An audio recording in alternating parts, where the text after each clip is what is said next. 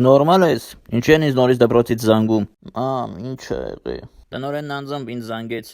Ասաց, որ դու երկրորդ հարկի պատուհանից դուրս ես թռել։ Բայց ես չեմ թռել։ Ոչ մի հեռախոս։ Ասում էիր վերջին մոդելը առնեմ։ Մամ, դե իրոք ես չեմ։ Ինձ մեկ է, գնա քնիր։ Դու դեռ կփոշմանես։ Ես քեզ խոստացել էի, որ փոշմանելու ես։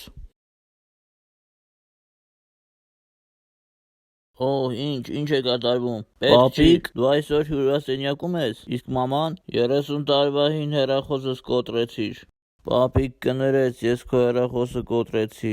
Ես չգիտեի։ Ես կմտածեմ։ Հայրիկ, ինչ է եղել։ Կարևոր չի։ Արինա, կներես, ես տեսած էր տնօրենին եւ նա ասաց, որ քեզ խառնել էին մեկ ուրիշ աղջկա հետ։ Լավ։ Պապիկ, ահա վերցրու, կներես, որ կոտրեցի քո հեռախոսը։ Վայ։ Իհարկե ապրես, բայց այդքան թանկ նվերներ ինձ պետք չեն։ Բայց քո… Ոչինչ, ես դրանից արդեն չեմ օգտվում։ Կարևորը այն է, որ դու անկեղծորեն ներողություն խնդրեցիր։